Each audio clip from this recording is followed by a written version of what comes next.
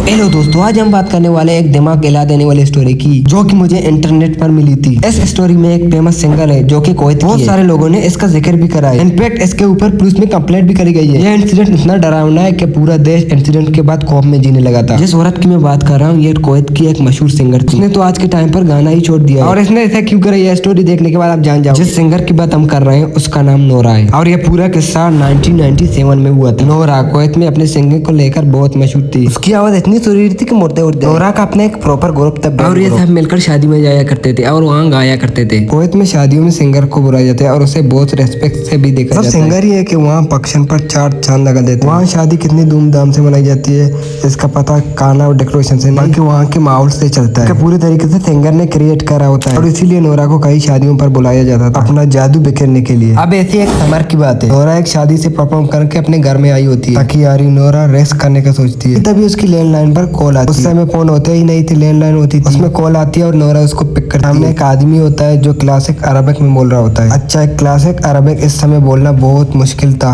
मतलब जैसे अभी के समय में हम हिंदी बोलते हैं, लेकिन एकदम वो क्लासिक हिंदी नहीं बोलते। और अगर हमारे सामने एकदम क्लासिक हिंदी बोलने लग जाए तो ऐसा लगता है कि इसने यार कहाँ सीखा। सेम ऐसा नोरा को भी लगा था। जिससे उसकी बात हो रही थी, ये आदमी क्लासिक और पुराने अरबिक बोल रहा था। नोरा ने भी उससे पूछा, ये अच्छी अरबिक क्लासिक अरबिक आपने कहाँ सीखी? उसने कहा, हमने सीखी नहीं है, बस हमें। नोरा को भी लगा शायद वो आदमी बूढ़ा होगा या उसका इंटरेस्ट क्लासिक अरबिक में ज्यादा। नोरा उससे आगे की बात करती है। वो आदमी बताते हैं उसकी बेटी की शादी हो रही है और नोरा को इनवाइट करना चाहिए। नोरा अपना शेड्यूल चेक करती है। लकीली जिस डेट के लिए वो आदमी बुला रहा है वो डेट नोरा की फ्री थी। नोरा बोलती है, हाँ मैं फ्री हूँ। तो इस डेट पर ये लोग चार्जेस की बात करते हैं, पैसों की। वो आदमी उसे बहुत ज्यादा पैसे दे रहा था। लाइक अभी तक नोरा ने जितनी भी वेंडिंग में परफॉर्म करा है, इतना भी वहाँ पर चार्ज करा है, वो 10 गुना ज्यादा दे रहा था। तो नोरा भी हैरान हो जाती कि यार इतना पैसा लगता है, ये बहुत बड़ा अमीर आदमी होगा। अच्छा ठीक है, अब नोरा भी इसको आकर देती है। अब वो आदमी नोरा को एड्रेस बेचता है। एड्रेस होता है जो इनकी ये मेन सिटी है, इससे काफी दूर होता है। मतलब कि मेन सिटी के 20-30 किलोमीटर आगे जाकर वो लोकेशन पड़ती है। वो आदमी बताती है जहाँ सिटी खत्म हो रही है वहाँ वाटर टावर था, उसी वाटर टावर पे आ जाना, वहाँ हमारा ड्राइवर आएगा और वो आपको पिक कर लेगा और डेस्टिनेशन पर ले आएगा। और नोरा भी ज्यादा सोचती नहीं है और आंख कर देती है। नोरा को अगले ही 2 दिन में एनवलप आता है, उसी के अंदर सारे पैसे होते हैं। मतलब कि सब कुछ एडवांस में मिल जाता है। अगले 2-3 हफ्तों तक नोरा और उसका पूरा ये सब गाने की प्रैक्टिस करते हैं। कुछ क्लासिकल सॉन्ग और कुछ ट्रेडिशनल सॉन्ग और वहाँ के कुछ पॉपुलर सॉन्ग होते हैं, और ये सब चीजें वो परफॉर्म करते हैं। वेंडेक से पहले ये लोग हमेशा प्रैक्टिस करते हैं। अच्छा, मैं आपको नोरा की क्रू के बारे में बता देता हूँ। नोरा की क्रू में होती है लैला, जो कि आउद प्ले करती थी। आउद गिटार जैसा इंस्ट्रूमेंट होता है, स्ट्रिंग होते हैं और सब कुछ गिटार जैसा लगता है, बट नॉट एग्जैक्टली गिटार। दूसरी मारियम होती थी जो कि ड्रम्स बजाती थी। देन फतिमा एंड सेरा जो कि बैकअप सिंगर होती थी, जिनके साथ होता था असलम जो सारे इक्विपमेंट को हैंडल करता था। ये सब एक साथ 7 साल से काम कर रहे थे और इनकी रेपुटेशन काफी अच्छी थी। अब ये सब निकल पड़ते हैं वेंडी की तरफ परफॉर्म करने के लिए। सिटी के कोने में जाते हैं जहाँ पर उस आदमी ने बताया था वाटर टावर जहाँ पर होता है, वहाँ पर उतरते हैं। देन इनके सामने 2 गाड़ियाँ होती है, सब उन गाड़ियों में एडजस्ट हो जाते हैं अपनी अपनी इंस्ट्रूमेंट लेकर। देन धीरे धीरे गाड़ियाँ रेगिस्तान की तरफ चलने लगा जाती है। धीरे धीरे जो पीछे सिटी का व्यू था वो धीरे धीरे गायब होने लग जाता है। रात के समय पर सिर्फ चांद की रोशनी के भी पूरे रेगिस्तानों के बीचों बीच होते हैं। आगे पीछे कुछ नहीं दिख रहा होता है। सामने वाले को आगे वाली गाड़ी दिख रही होती है और आगे वाली गाड़ी को पीछे वाली गाड़ी। अभी ऑलमोस्ट 1-2 घंटे से चल रहे थे, तब इनको सामने एक आदमी दिख जो कि अपने ट्रेडिशनल अटायर में, जो कि नॉर्मली अरब के अभी रहते हैं वैसे ही रिटायर, और इनका देखकर आने के लिए इशारा। वो अपने गाड़ी में बैठकर इनके आगे चलने लगता है, और वो जो गाड़ी होती है जिसमें नोरा और उनके क्रूज होते हैं, और वो गाड़ियां उस आदमी के पीछे पीछे चलती। तकरीबन आधा घंटे चलने के बाद ये लोग ऐसी जगह पहुंच जाते हैं जहाँ उनके सामने एक बहुत बड़ा मेंशन दिखाई देता है। ये मेंशन दिखने में बहुत बड़ा होता है। कुवैत में जितने भी मेंशन नोरा ने देखे थे उससे भी ट्रिपल साइज बड़ा था। ये मेंशन पूरे लाइट से जगमगा रहा होता है और प्रॉपर्ली डेकोरेटेड होता है। नोरा और उसके क्रू मेंबर को बिल्कुल आइडिया भी नहीं था इस जगह आकर, मतलब सिटी से इतनी दूर आकर सुनसान से इलाके में इतना बड़ा और खूबसूरत मेंशन। अब नोरा और उसका पूरा क्रू गाड़ी से उतरता है और वो सब उन मेंशन को देख ही रहे होते कि नोरा। तभी नोरा पीछे मुड़कर गाड़ी वाले को थैंक यू बोलने के लिए उसको ढूंढती है, देखता है पीछे कोई गाड़ी नहीं। नोरा एकदम से कंफ्यूज हो जाती है। रेगिस्तान के बीचों बीच ये 3 गाड़ी कहाँ गाड़ियाँ होती है ना, वो ड्राइवर जो यहाँ पर इनको लेकर आया। अब नोरा पीछे मुड़कर उन सबको देख रही होती है कि वहाँ पर एक औरत आ जाती है जिसने काफी पुरानी ट्रेडिशनल ड्रेस पहनी हुई थी। ये ट्रेडिशनल ड्रेस अब तो मिलना बहुत मुश्किल है, उस औरत ने पहनी हुई थी। और वो आती है नोरा और उनकी पूरी ग्रुप का वेलकम करती है। उनको बोलती है कि चलिए मैं आपको वहाँ ले जाता हूँ जहाँ आपकी परफॉर्मेंस होगी।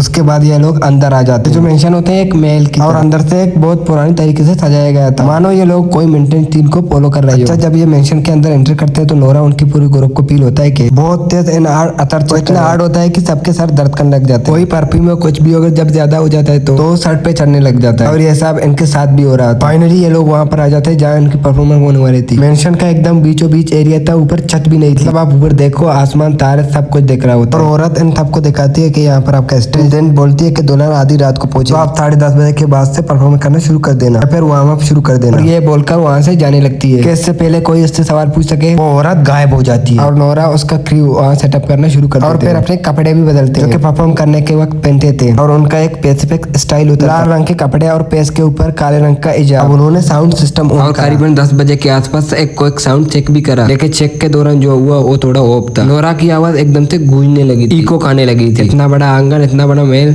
लेकिन स्टिल उसकी आवाज इको खा रही थी। नोरा को लगा शायद कुछ टेक्निकल फेलियर होगा या फिर कुछ और रीजन होगा। उसने इतना ध्यान नहीं दिया। अब 10:30 बजे के मेहमान आना शुरू होते हैं और वहीं से सारा एटमॉस्फेयर और सारी वाइब बदलने लग जाती है। लोग तो ऐसे एंटर कर रहे थे मानो कोई गिले। एक सेकंड जो जगह खाली थी अगले सेकंड पूरी मेहमानों से भर गई। नोरा और उसके क्रू मेंबर ने किसी को आते नहीं देखा। ऐसा लग रहा था कि वो एकदम से वहाँ पर आ गए। सबकी ड्रेसिंग एकदम सिमिलर थी। 20 मिनट के अंदर ना जितना भी सामने का आंगन था पूरा फुल हो जाता है। करीबन 300 लोग वहाँ पर थे या फिर उससे भी ज्यादा। नोरा ने इससे भी ज्यादा ऑडियंस वाली जगह पर परफॉर्म करा था, तो इसलिए उसको ऐसा कोई घबराहट नहीं होती और कोई दिक्कत नहीं आती। बैंड को इशारा करा, उसने एक ब्यूटीफुल आवाज से शुरू कर दिया। वहाँ पर लोगों को यह गाना इतना पसंद आया कि अचानक से नाचने लगे, शोर मचाने लगे। एकदम से क्राउड जो शांत से खड़ा था हाइपर एनर्जी के साथ बस नाचने लगा। कुछ तो था जो बिल्कुल नॉर्मल नहीं। नोरा को तो शुरुआत में समझ नहीं आया, उसको थोड़ा अजीब लग रहा था, बट एग्जैक्टली उसको क्या अजीब लग रहा था उसको यह समझ नहीं आ रहा था। बट देन वो धीरे धीरे नोटिस करने लगती है क्राउड जिस एनर्जी के साथ नाच रहा था वो बिल्कुल नॉर्मल नहीं था। उनकी बॉडी मूवमेंट बहुत अजीब टाइप से वो मूव कर रहे थे। देन सबसे डरावनी बात थी सबके सब सिंक्रोनाइज्ड तरीके से डांस कर रहे थे। मतलब अगर एक इंसान ऐसा कर रहा है, पीछे खड़े सब लोग सेम ऐसा कर रहे हैं। किसी की गर्दन ऐसे मुड़ जा रही है, किसी के यार बहुत अजीब था वो सब। अब 11:30 बज जाते। ये जो अजीब सी हरकतें वहाँ हो रही थी इतनी बढ़ गई थी उसको इग्नोर करना इम्पॉसिबल हो गया था। जिस तरह ये लोग हिल रहे थे वो इंसानी नहीं लग रहे थे। उनके जोड़ों का मुड़ना कुछ ऐसा था जो बिल्कुल असामान्य लग रहा हो। बिना रोके, बिना सांस, बिना आपस में वैसे बात करे जैसे शादियों में आमतौर पर लोग करते। बस लगातार नाचते जा रहे थे। वो सब ऐसे नाच रहे थे जैसे हिप्नोटाइज करा हो। एक ऐसे पैटर्न में नाच कर रहे थे जैसे देखकर नोरा के सर दर्द करने लगा। एक औरत आती है जो कुछ पैसे नोरा के हाथ में रखती है, फिर चली जाती है। नोरा जब उसके हाथों को छूती है उसकी आंखें बड़ी हो जाती है क्योंकि उस औरत के हाथ इतने गर्म थे ऐसा लग रहा था कि नोरा ने कुछ जलता कोयला पकड़ लिया। नोरा फिर भी कुछ रिएक्ट नहीं करती। नोरा ने बगल में अपने बैकअप सिंगर को देखा तो बैकअप सिंगर का चेहरा पूरी तरीके से उठ चुका था। उसकी आंखें बड़ी थी, उसकी मुंह खुला हुआ था। जिस हाथ से उसने माइक पकड़ी थी वो हाथ कांप रहे थे। नोरा समझ गई थी ये जो पूरा अजीब माहौल बना है सिर्फ नोरा ही फील नहीं करनी थी, इसके सारे ग्रुप के जो क्रू मेंबर थे वो सब फील कर रहे थे। नोरा अपने बैकअप सिंगर को बोलती है रिएक्शन मत देना, सिर्फ परफॉर्म करो। फिर ये लोग परफॉर्म करते। रात और लंबी लगने लगी। करीबन आधी रात हो चुकी थी। ये सब नाचे जा रहे थे। दुल्हन का तो नाम निशान तक नहीं था और बीट में वो लोग नाचे जा रहे थे। आधी रात हो चुकी थी। नॉर्मल लोग इतने समय नहीं नाच पाते हो, मतलब थक जाते। ये लोग सेम तरीके से नाचे जाते हैं। इनफैक्ट नोरा का गला इस समय तक जल चुका था। मतलब कोई औरत अगर 3-4 घंटे गाती जलाई है बिना रोके, बिना सांस लिए, बिना पानी पिए तो उसका गला कैसा होगा। सेम हालत नोरा की भी हो रही थी, लेकिन वो रोक नहीं थी, बस गाए जा रही। नोरा ने भी जितनी प्रैक्टिस करी ने उसको लगा था मैंने आज के लिए करी। और फिर आधी रात के कुछ समय बाद एट द टाइम नोरा को भी याद नहीं, सब कुछ बदल गया और नोरा गाना गा रही थी। उसका पूरा क्रू परफॉर्म कर रहा था और तब ना हर जगह अचानक से स्मोक होने लगा, धुआं आने लगा। नोरा को लगा शायद कुछ फायर क्रैक कर रहे हैं, शायद उसका धुआं है। नोरा को तो वही लगा था शायद क्रैकर की वजह से हो रहा है। बाद में नोरा ने जो देखा उसे समझ आने लगा कि ये कोई नॉर्मल चीज नहीं। काश नोरा ने वो सब ना देखा होता। दरअसल जब धुआं थोड़ा सा साफ होता तब नोरा देखती है उन मेहमानों की लेग अब पूरी तरीके से इंसानी नहीं थी। टांगे नीचे से अलग लग रही थी, बिल्कुल ऊंच जैसे। घड़ी से पता चलता है कि रात के 3 बजते और 3 बजते ही जहाँ लाइट था वो सब बुझ जाती है और एकदम से कम्प्लीटली अंधेरा हो जाता है।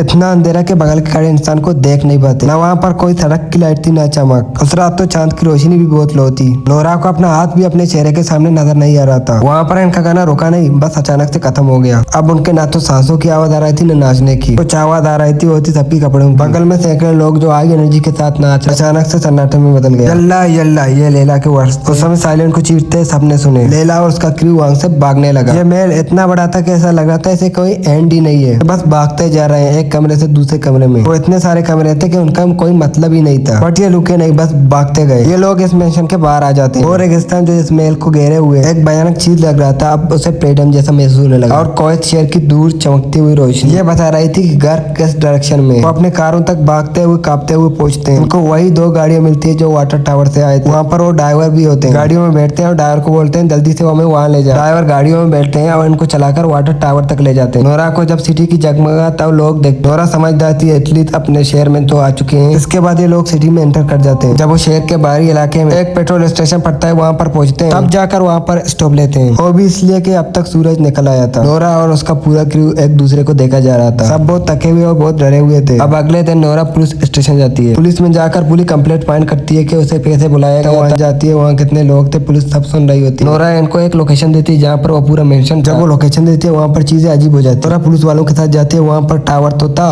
जब आगे जाती है वहाँ कुछ नहीं होता है। पिछली रात जिस गाड़ी से आते उस गाड़ी के टायर के निशान तो थे, लोकेशन में पहुंचने के बाद वहाँ पर कोई मेंशन नहीं था।